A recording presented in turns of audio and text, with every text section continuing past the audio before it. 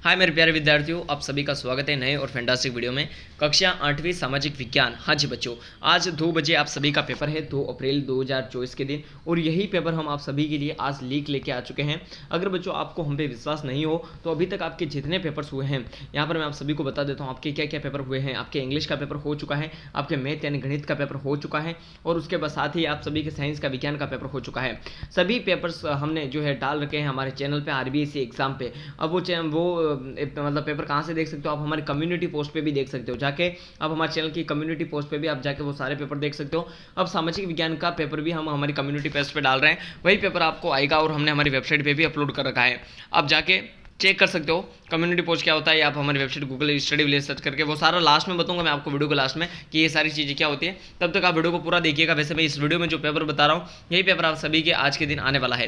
पहला प्रश्न लिखिएगा, मराठों ने कोटा व बूंदी पर आक्रमण किया, कब किया था बच्चों? 1726 ईस्वी में। ठीक है, मराठों ने कोटा व बूंदी पर कब आक्रमण किया? 1726 ईस्वी में।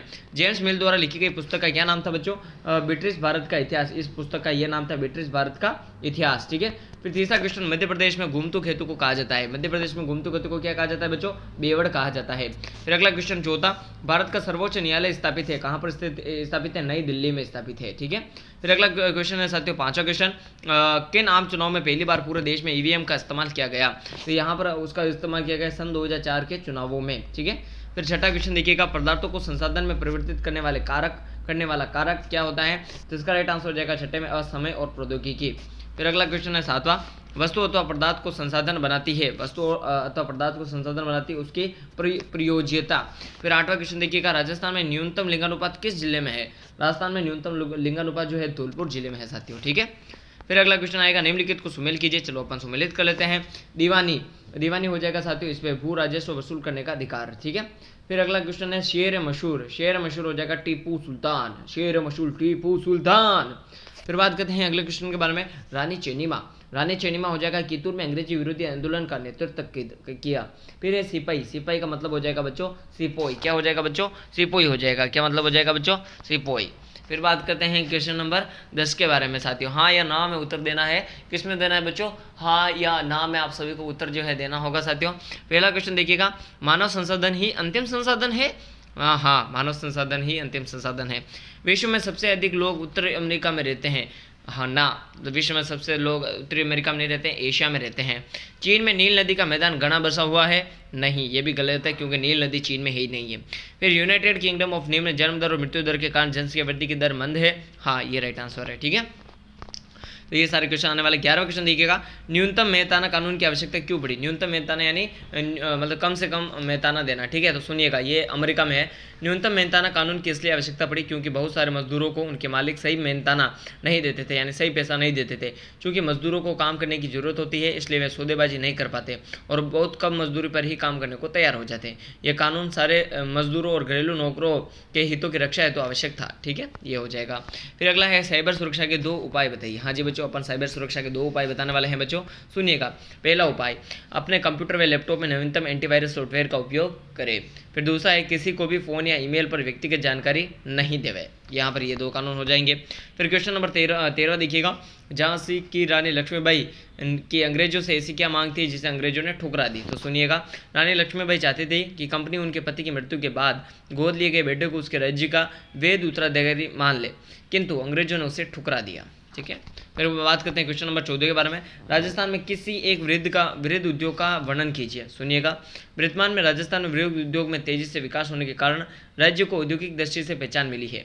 राजस्थान का प्रमुख वृहद उद्योग है सूती वस्त्र उद्योग। यह राजस्थान का सबसे प्राचीन उद्योग है।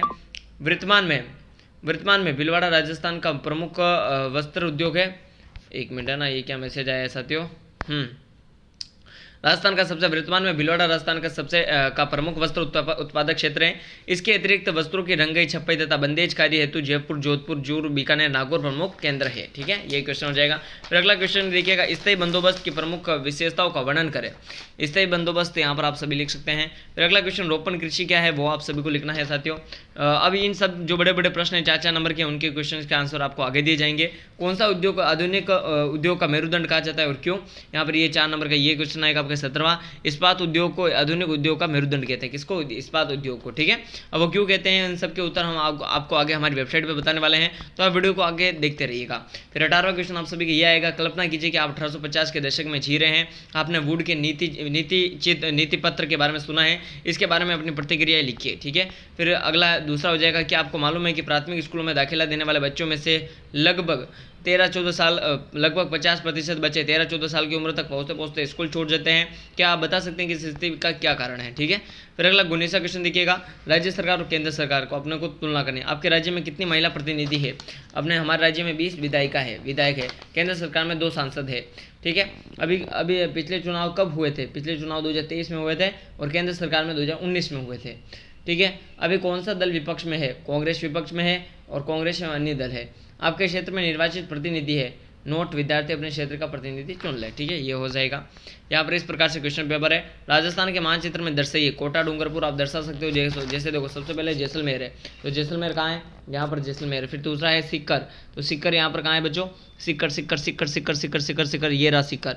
फिर अगला है आपके कोटा, तो यहाँ पर ये कोटा है। फिर अगला आपके है डूंगरपुर, तो यहाँ पर आपके डूंगरपुर कहाँ है बच्चों? यहाँ पर ये डूंगरपुर है। ठीक है, ये पूरा आप चेक कर सकते हो। नीचे दिए गए 3 प्रश्नों में किन्हीं 2 प्रश्नों के उत्तर दीजिए। अब मई 1857 से पहले भारत में अपनी स्थिति को लेकर अंग्रेजी शासकों के आत्मविश्वास के क्या कारण थे, वो आप लिख सकते हो। अगला है 1870 के और 1880 के दशकों में लोग ब्रिटिश शासन से असंतुष्ट थे, विस्तार से लिखिए। फिर अगला है प्रथम विश्व युद्ध में भारत पर हुए आर्थिक प्रभाव पर लेख लिखिए, वो आप लिख सकते हो। फिर 23वां क्वेश्चन देखिएगा, CITEC और भूमि संसाधन के संरक्षण लिखिए, अथवा प्राकृतिक संसाधन के रूप में भूमि के उपयोग को स्पष्ट कीजिए, भूमि के संरक्षण की आवश्यकता एवं तरीकों को स्पष्ट कीजिए। फिर 24वां क्वेश्चन साथियों आपके ये आएगा, संविधान के कोई 2 उद्देश्य बताइए, भारतीय संविधान में उल्लेखित मौलिक अधिकार बतलाइए। फिर 25वां क्वेश्चन साथियों बहुत महत्वपूर्ण प्रश्न आप सभी के ये आएगा, दिए गए 3 प्रश्नों में से किन्हीं 2 प्रश्नों के उत्तर दीजिए। पहला होगा पर्यटन कौन है, दूसरा होगा सड़क पर चलते समय आपके द्वारा दी गई 4 सावधानियां बताइए। तो ये ज़बरदस्त पेपर होगा। आज की आप दिनांक लगा सकते हो, प्राप्तांक लगा सकते हो और अपने हस्ताक्षर भी आप कर सकते हो। तो यहाँ पर ये राजस्थान कक्षा 8वीं सामाजिक विज्ञान का बहुत रियलिस्टिक पेपर है और बहुत ही अच्छा और बेहतरीन पेपर है। इस पेपर का PDF डाउनलोड करने के लिए ज़्यादा कुछ आप सभी को करना होगा नहीं। आप सभी को मोबाइल में नॉर्मल सा गूगल जरूर से होगा, क्रोम बटन, वहाँ पर आप सभी को जाना है और जो बड़े बड़े प्रश्न जो मैंने प्रश्न नंबर 16 से लेकर 25 तक के उत्तर नहीं बताए हैं, उन प्रश्नों के भी उत्तर चेक करने के लिए आपको क्या करना है, जैसे ही वीडियो खत्म होगा आपको गूगल पे जाना है और सर्च करना है STUDY study VALLAG study village. आप सभी को बच्चों सर्च करना होगा। यहाँ पर आप स्टडी विलेज की होम पेज की वेबसाइट पे जाओगे, यहाँ पे आप सभी को क्लिक कर देना है। जैसे यहाँ पर होम पेज की वेबसाइट पे जाओगे तो यहाँ पर आपको पूरे पेपर का PDF मिल जाएगा। तो वीडियो पसंद आए तो वीडियो को लाइक जरूर से करें, चैनल पर नए तो चैनल को सब्सक्राइब जरूर से करें। तब तक के लिए जय हिंद, भारत माता की जय साथियों।